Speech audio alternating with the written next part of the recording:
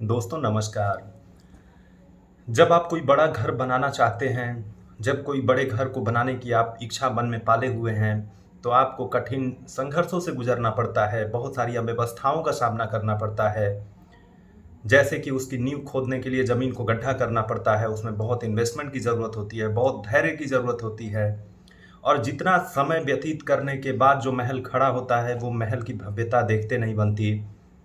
वो काफ़ी भव्य महल होता है, काफ़ी एग्ज़ाम्पल वाला महल होता है, काफ़ी सुंदर होता है। लोग उसको देखते हैं, उसकी तारीफ़ें करते हैं। ठीक वैसे ही हमारा करियर है। अगर आपने एक बड़ा करियर बनाने का सोचा है, अगर आपने बड़ा रास्ता चुना है, बड़े मंजिल को अगर आप पाना चाहते हैं, तो आपको थोड़ा संघर्ष तो करना ही होगा।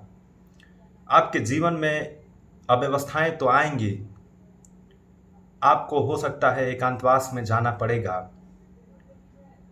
आपको बहुत संघर्षों का सामना करना पड़ेगा।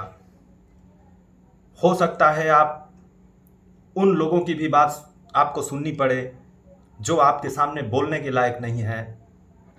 वो भी सलाह देंगे जो कभी हो सकता है कि आपको देने की स्थिति में ना हो। भले ही सबसे ज़्यादा सलाह की ज़रूरत उनको खुद है, फिर भी वो आपको सलाह देंगे। आपको सुनना पड़ेगा। क्यों? क्योंकि आप ऐसे दौर से गुजर रहे होंगे, आप एक ऐसे लक्ष्य के तरफ आगे बढ़ रहे होंगे जहाँ ये सारी चीज़ें गौण हो जाएंगी। जहाँ इन चीज़ों पे आपने महत्व देना स्टार्ट कर दिया, आपने अपना अटेंशन देना स्टार्ट कर दिया, वहीं से आप अपने लक्ष्य से भटकते चले जाएंगे। कहीं ना कहीं आप गुमराह होते जाएंगे, क्योंकि ऐसी चीज़ें आपकी लाइफ में आती ही हैं आपको भटकाने के लिए। क्योंकि कहा जाता है कि आपके मंजिल की परीक्षा आपके मेहनत की परीक्षा नहीं है, आपके ज्ञान की परीक्षा भी बिल्कुल भी नहीं है। वो परीक्षा है तो केवल आपके धैर्य की परीक्षा है। क्योंकि मेहनत तो सारे लोग कर रहे हैं, ज्ञान भी बहुत लोगों के पास है, लेकिन इन दोनों के रहते हुए भी एक चीज़ की कमी है, वो है पेशेंस की कमी। तो वो चाहे परीक्षा हो, चाहे सामाजिक जीवन में कोई भी कार्य हो, आपसे धैर्य मांगता है। अगर आप धैर्यवान हैं तो निश्चित रूप से आपको अपने मंजिल में सफलता मिलेगी ही मिलेगी। सोचिए जरा कि एक बड़ा महल बनाना होता है, कई मल्टीपल स्टोरी आपको बिल्डिंग बनानी होती है, कितना उसमें धैर्य लगता है, कितना इन्वेस्टमेंट होता है। उसका एक वास्तुकार आर्किटेक्ट होता है। ये सारी चीज़ों को मिलाते हुए आप एक भवन का निर्माण करते हैं। दोस्तों वैसे ही ये करियर के निर्माण में भी आपको एक आर्किटेक्ट की ज़रूरत पड़ेगी जो आपका गुरु होगा। इसमें भी आपको एक हेड मिस्त्री की ज़रूरत होगी जो आपका कोई क्लोज फ्रेंड होगा, वो कोई भी हो सकता है। वैसे ही बहुत मज़दूरों की ज़रूरत होगी। आपके करियर को बनाने में मज़दूर रूपी बहुत सारे ऐसे चाहे अनचाहे लोगों की ज़रूरत आपको पड़ेगी जो आपको कभी भी कहीं भी मदद करेंगे। आप वहाँ समय को इन्वेस्ट कर रहे हैं, यहाँ भी आपको समय इन्वेस्ट करना पड़ेगा। आप वहाँ पैसे इन्वेस्ट कर रहे हैं, यहाँ भी आपको इन्वेस्टमेंट करना पड़ेगा। आप जैसे वहाँ धैर्य रख रहे हैं, वैसे यहाँ भी धैर्य रखना पड़ेगा। ये धैर्य को आप बनाए रखिए। किसी भी हाल में ये धैर्य को विचलित मत होने दीजिए। जिस दिन ये धैर्य विचलित हुआ, समझ जाइए आप अपने लक्ष्य से भटकते चले जाएंगे। और जब एक बार अपने लक्ष्य से भटकाव की तरफ जब आगे बढ़ जाते हैं, तो ये कदम कितने आगे चले जाते हैं, इस बात का अंदाज़ा नहीं लगता। बहुत लोग हमेशा ऑनलाइन रहते हैं, बहुत लोग हमेशा यूट्यूब में शॉर्ट्स वीडियो, बेवजह का वीडियो देख देख करके अपना समय जाया करते हैं। बहुत लोग घंटों घंटों व्हाट्सएप में, यूट्यूब में, फेसबुक में और ऐसे जितने भी सोशल प्लेटफॉर्म हैं उसमें ऑनलाइन रह के अपना घंटों समय जाया करते हैं। मैं कहना चाहता हूँ, आप ऐसे समय को रोकिए। ये समय आपका है, ये बेशकीमती समय आपका है। आप इसको यूं ही न जाया करिए। जब आप मजबूरी ही सही, जब आप ऑनलाइन आते हैं, आपका वो ऑनलाइन कुछ सेकंड के लिए आना ऑनलाइन आपका कितना घंटा बर्बाद कर देता है, आपको इस बात का अंदाज़ा भी नहीं है। क्योंकि मैंने एक वीडियो में बताया था कि ब्रेन की अपनी साइकोलॉजी होती है। ब्रेन को जिस दिशा में एक बार मोड़ दिया जाता है, ब्रेन को वापस पूर्वावस्था में लाने के लिए काफ़ी मशक्क़त करनी पड़ती है, क्योंकि हम कोई संत नहीं हैं, हम कोई महात्मा नहीं हैं, हमें अपनी ज्ञानेंद्रियों पे उतना काबू भी नहीं है, क्योंकि हमने उसके लिए उतना परिश्रम किया ही नहीं है। तो ऐसे में हमारे पास सीधा एक ही रास्ता है कि अपने ब्रेन को हम इस तरीके से प्रिपेयर करें, इस तरीके से ट्रेन करें कि उसका अटेंशन पर्टिकुलर एक डायरेक्शन में हो, और वो डायरेक्शन हमारे करियर से रिलेटेड हो, वो डायरेक्शन हमारे मंजिल से रिलेटेड हो, वो डायरेक्शन हमारे बेटरमेंट के लिए हो। ये किया जा सकता है। इसके लिए काफ़ी संघर्ष की ज़रूरत नहीं, काफ़ी परिश्रम की ज़रूरत नहीं, या कोई ऐसी अद्भुत और चमत्कारी शक्ति की भी ज़रूरत नहीं। ये दिन रात आप मेहनत करके अपने ब्रेन को ट्रेन कर सकते हैं। ज़रूरत पड़े तो आप योगाभ्यास करिए, ज़रूरत पड़े तो आप थोड़ा ध्यान लगाइए, क्योंकि ये जीवन एक बार मिला है। मैं कहता हूँ ये जीवन मिला है तो कुछ ऐसा कर जाइए कि आपके जाने के बाद भी आपकी आने वाली पीढ़ियाँ आप पे गौरवान्वित महसूस करें। वो कहें कि हमारे पूर्वज ऐसे हुआ करते थे। जैसे कि आज हम कहते हैं कि हम फलां परिवार से हैं, हम फलां ये से हैं। हमारी पहचान अपनी खुद की पहचान नहीं है, क्योंकि हम तो अपना ओरिजिनल जो हमारा वैल्यू है वो वैल्यू ही ख़त्म कर चुके हैं, स्वनिर्देशित हो चुके हैं, स्वनियोजित हो चुके हैं, और खुद के लिए जीने की हमको आदत लग गई है। खुद के शौक़ों को पूरा करने के लिए हम मशगूल हैं, इसी में हम चिंतित हैं, इसी में बहुत सारे रोग व्याध को हम पाल रहे हैं। लेकिन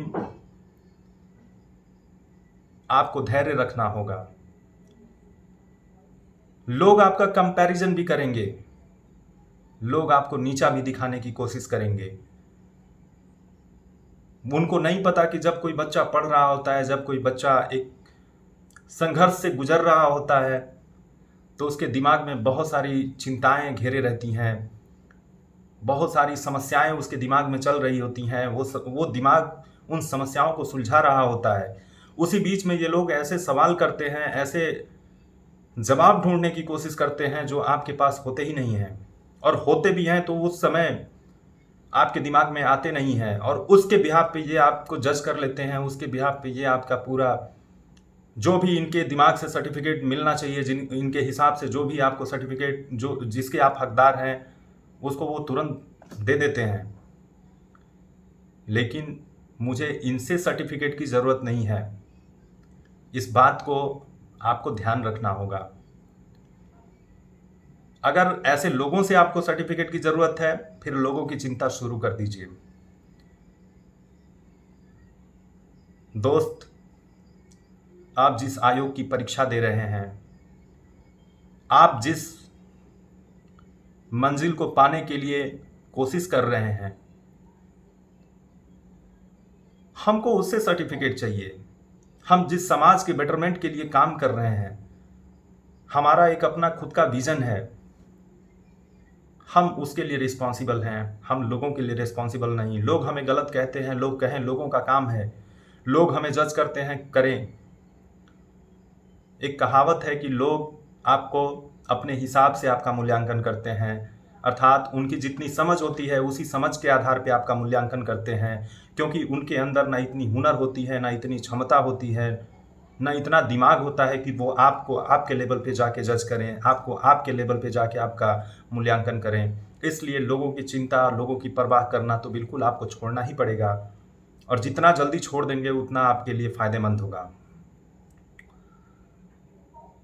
प्रॉपर आप नींद लीजिए, आपको जो चीज़ें पसंद है वो करिए, साथ में आप पढ़ाई भी करिए। समय मिले तो आपके जो भी इष्ट देव हैं आप उनकी आराधना करिए। दोस्तों, इसमें बड़ी शक्ति है। ये आजमाई हुई बात है कि जब भी आप बड़े चिंतित होते हैं, आपके जो भी इष्ट देव हैं, आप जिस भी मजहब से आते हैं, जिस भी धर्म को मानते हैं, उस धार्मिक जगह पे जाइए और एकदम अपनी आंखें बंद करिए और अपने दोनों नेत्रों को अपने एकदम सेंटर पॉइंट में ले जाइए और उनको सोचिए, उनके बारे में सोचिए। देखिए आपके ब्रेन का डिस्ट्रैक्शन जो है वो ख़त्म हो जाता है, आपका ब्रेन फिर से कॉन्संट्रेट हो जाता है, आपके अंदर शरीर में एक अलग एनर्जी आती है, आपका रोम रोम खिल जाता है, आपको लगता है आपके अंदर गजब की पॉजिटिविटी आती है। ये कई सारे साइंटिफिक रिसर्च में ये बातें प्रूफ हो चुकी हैं। और बड़ी इंटरेस्टिंग बात दोस्तों बताना चाहता हूँ कि जो ये चीज़ें नहीं कर पाता दोस्तों, कामयाब तो वो भी हो जाता है, लेकिन उसकी कामयाबी दीर्घकालिक नहीं होती, उसकी कामयाबी के कोई मायने नहीं होते, उसकी कामयाबी धरी की धरी रह जाती है। वो खुद के लिए जीता है, खुद के लिए मरता है, उसको न धर्म से मतलब होता है, न उसको आस्था से मतलब होता है, न समाज से मतलब होता है, उसको किसी से मतलब नहीं है। मैंने ऐसे बहुत लोगों को देखा है, समाज में क्या हो रहा है, समाज में कितनी परेशानियां हैं, समाज में कितनी दुश्वारियां हैं, उनको किसी बात से कोई लेना देना नहीं। इस मामले में आप उनसे बेहतर हैं, क्योंकि आपने एक ऐसा रास्ता चुना है, आपने एक ऐसी मंजिल चुनी है, जो मंजिल कहीं ना कहीं इन्हीं रास्तों से होके जाता है। आपने एक ऐसे रास्ते पे खुशी चुनी है, जो खुशी कहीं ना कहीं इसी दरवाजे से दस्तक देते हुए आगे बढ़ती है। तो आप इस मामले में उनसे धनी हैं, आप इस मामले में उनसे काफ़ी ज़्यादा अच्छे हैं, काफ़ी उनसे अच्छी पोजीशन में हैं। आपको और अपने आप पे गौरवान्वित होना चाहिए।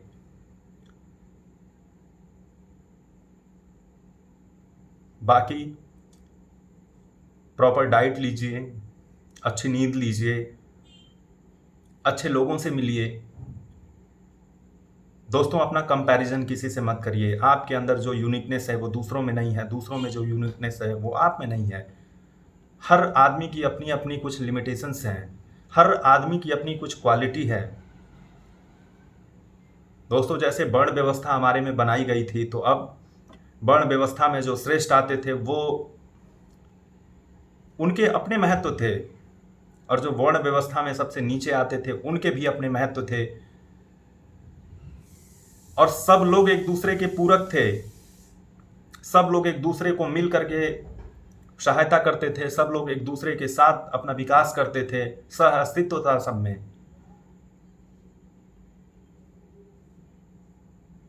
आज भी ऐसे ही है, आज भी ऐसे ही होना चाहिए। हालांकि अब समय बदल गया है, लोगों की मानसिकता बदल गई है। पहले तो कहा जाता था कि एक लंबा परिवार, एक बड़ा परिवार काफ़ी सुखमय होता है, एक बड़ा परिवार अच्छा परिवार होता है, जिस परिवार में ज़्यादा सदस्य लोग रहते थे, जो परिवार जितना लंबा होता था समाज में उसको उतनी प्रतिष्ठा मिलती थी। ऐसे कहा जाता था कि उस परिवार में समांग ज़्यादा है, उस परिवार में मजबूती ज़्यादा है। लेकिन आज तो परिवार की परिभाषा ही बदल गई। पहले परिवार में घर के चरवाहे, घर के नौकर, घर के चाकर, घर के मिस्त्री, घर के मजदूर, सारे लोग घर में समाहित थे। सारे लोगों से मिलकर एक घर बनता था, एक प्रॉपर घर बनता था, एक अच्छा घर बनता था, एक खुशहाल घर बनता था। अब तो घर की परिभाषा और परिवार की परिभाषा ही बदल गई। आज परिवार में मैं, बीवी, बच्चे और आज साले साली की ज़रूरत ज़्यादा बढ़ गई है। बूढ़े माँ बाप घर में तड़प रहे हैं, जो बांट जो रहे हैं आपका, वो आपकी राहें तक रहे हैं, वो आपको बुला रहे हैं, लेकिन वक्त का तकाजा देखिए कि आप ऐसे विकास के क्रम में आगे बढ़ रहे हैं कि आपके पास वक्त नहीं है। मैं बताना चाहता हूं कि मैं पिछले महीने में एक वृद्धाश्रम में गया था, यहीं बनारस में। उस वृद्धाश्रम की तस्वीर मैंने देखी, उसकी कहानी जो मैंने पढ़ी, जो मैंने अपने कानों सुनी, मेरे रोंगटे खड़े हो गए। मैं बताना चाहता हूं दोस्तों, उस वृद्धाश्रम में अधिकतर लोग ग्रुप 1 पोस्ट से रिटायर्ड थे। उनके बच्चे मल्टीनेशनल कंपनी में सीईओ के पद पे थे। किसी का बच्चा आर्मी में बड़े रैंक पे था, किसी का बच्चा आईएफएस सर्विस में था, आईएफएस सर्विस के मामले में वो विदेश में रहता है। और ये लोग यहाँ बच्चों का गुणगान करते हैं और बच्चों को टाइम ही नहीं, बच्चों को अपने माँ बाप की फिक्र ही नहीं। अगर फिक्र होती तो वो लोग उनको अपने पास रखते। लेकिन दोस्तों, इसके जब मूल में जाइएगा तो आप पता करिएगा कि आपने अपने बच्चे को जैसा संस्कार दिया, आपने अपने बच्चे को जैसी शिक्षा दी, वो निश्चित रूप से आपके साथ भी वैसा ही व्यवहार करेगा। वो निश्चित रूप से आपको भी वैसे ही महत्व देगा जैसे आपने अपने माँ बाप को महत्व दिया। तो हम बात ऐसे लोगों की नहीं कर रहे हैं। इस मामले में आप धनिक हैं क्योंकि आपने सामाजिक जीवन को चुना है। आपने कैसे वर्ग को आपने चुना है, जो वर्ग आपको बहुत कुछ देने वाला है, जो वर्ग आपको नाम देने वाला है, जो वर्ग आपको सम्मान देने वाला है, जो वर्ग आपकी खुशियों को बांटने वाला है, जो वर्ग आपको आपके दुखों को हरने वाला है। आपने ऐसे लोगों की सेवा करने की ठानी है तो यकीन मानिए आपको निश्चित ही सफलता मिलेगी। अगर किसी कारणों की वजह से आप सफल नहीं हुए तो एकदम बिल्कुल निराश मत होइएगा, बिल्कुल विचलित मत होइएगा, क्योंकि जिस समाज में रहेंगे उस समाज में आपका दर्जा जो होगा श्रेष्ठ होगा, ऊंचा होगा। लोग भले भी कितना कितना कहें, कुछ भी कहें आपके बारे में, लेकिन लोग आपको रिकॉग्नाइज करेंगे। आप देख लीजिएगा, जितने भी, मैं एक छोटा एग्जांपल देता हूं, जितने भी सिविल सर्विसेज की तैयारी करने वाले पूर्व प्रतियोगी छात्र रहे हैं, जो आज के समय में वो एक गार्जियन बने हुए हैं, देखिएगा समाज उनको कितना रिकॉग्नाइज करता है। छोटी छोटी चीज़ों पे कंफर्मेशन लेने के लिए उनकी ज़रूरत पड़ती है समाज को, समाज उनके पास जाता है। इसलिए आप कम से कम इतने हकदार तो हो चुके हैं। जिस दिन आपने तैयारी की ठानी, जिस दिन आप तैयारी के लिए अपनी मंजिल की तरफ आगे बढ़े, अपने घर से झोला बस्ता उठाया और आप मेट्रो सिटी की तरफ आगे बढ़े, एक सपने की चाह लिए, एक मंजिल को पाने की चाह लिए, उसी दिन आप आपने समाज में एक दर्जा पा लिया। अब जरूरत है आपको अपने कलम की ताकत को मजबूत करने की। आपको अपना एजुकेशन का लेवल इतना ज़्यादा मजबूत करना है कि कोई भी फील्ड ऐसा हो जो फील्ड आपके पहुंच से वंचित न रह जाए। वो चाहे हिस्ट्री हो, ज्योग्राफी हो, साइंस टेक हो, चाहे वो रिलीजियस मैटर हो, चाहे वो इथिक्स हो, कोई भी मैटर हो, आपसे अछूता नहीं रहना चाहिए। आप इस तरीके की शिक्षा लीजिए, इस तरीके का मेहनत कीजिए, फिर देखिए आपके जीवन में कैसे चार चांद लगेगा, आपकी प्रतिष्ठा में कैसे चार चांद लगेगा। आप जिस जगह पे रहेंगे आपका चेहरा खिलखिलाता रहेगा, आप जिस जगह पे रहेंगे आपका चेहरा मुस्कुराता रहेगा, लोग आपको देख के खुश होंगे। ये बहुत बड़ी उपलब्धि है, ये कोई छोटी मोटी उपलब्धि नहीं है। हो सकता है आप जब एक सामाजिक दायरे में जब आप प्रवेश कर जाएं, एक लोक सेवक के रूप में जब आप लोक सेवा को शुरू करें, तो हो सकता है लोग की सेवा करने में ही आपको हिचक होगी, लोगों से संपर्क स्थापित करने में आपको कठिनाई होगी, लोगों से आप घुलना मिलना नहीं चाहेंगे, लेकिन फिर भी लोग आपसे ज़बरदस्ती जुड़ेंगे। उस दिन आपका सीना चौड़ा होगा, आप गौरवान्वित महसूस करेंगे कि हमने क्या पाया। इसलिए संघर्ष से न डरिए। परेशानियां आती जाती रहेंगी, हर कोई विचलित होता है, हर कोई परेशान होता है। धैर्य लेकिन नहीं खोना है, धैर्य बना के रखिए। मिलते हैं किसी नए वीडियो में। नमस्कार।